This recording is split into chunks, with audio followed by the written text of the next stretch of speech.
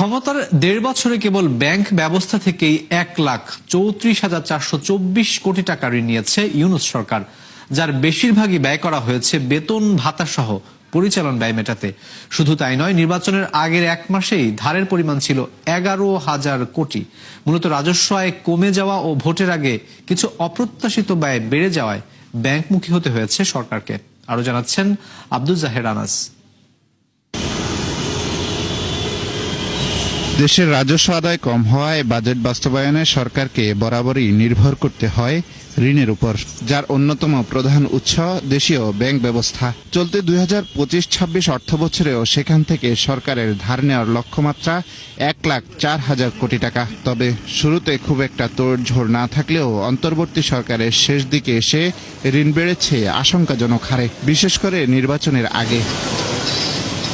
বাংলাদেশ ব্যাংকের হিসাবে চলতি অর্থবছরের ৪ জানুয়ারি পর্যন্ত সরকারের ব্যাংক ঋণ ছিল ৬০,০০০ কোটি টাকা। তবে মাত্র এক মাসের ব্যবধানে ৯ ফেব্রুয়ারি তা দাঁড়ায় ৭১,৩৪৯ কোটি টাকা। অর্থাৎ নির্বাচন আয়োজনের জন্য ধার করতে হয় ১১,০০০ কোটি টাকারও বেশি।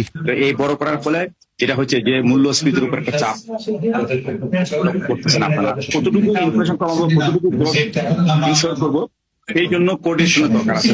শুধু নির্বাচন নয়, ইউনূস সরকারের পুরো শাসনামলেই ব্যাংক ঋণ বেড়েছে আশঙ্কাজনক হারে। যেমন আওয়ামী সরকারের পতনের সময় ২০২৪ সালের জুলাই শেষে সরকারের পুঞ্জীভূত ঋণ ছিল ৪,৮৮,০০০ কোটি টাকা, কিন্তু ৯ ফেব্রুয়ারি তা দাঁড়ায় ৬,২২,২৫৪ কোটি টাকা।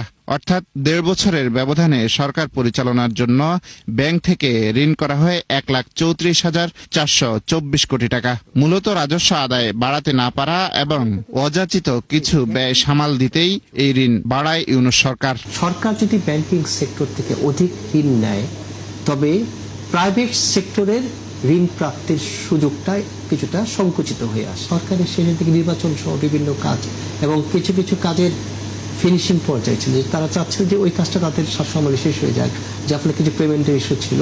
এই কারণে অন্যান্য মাসের তুলনায় লাস্ট মাসে ঋণের পরিমাণটা বেড়ে গিয়েছে। খাত সংশ্লিষ্টদের মতে ইউনূস সরকারের অতিমাত্রায় ঋণ গ্রহণের কারণে কমেছে বেসরকারি খাতের প্রবৃদ্ধি। আব্দুল জাহের আনাস, ৭১, ঢাকা।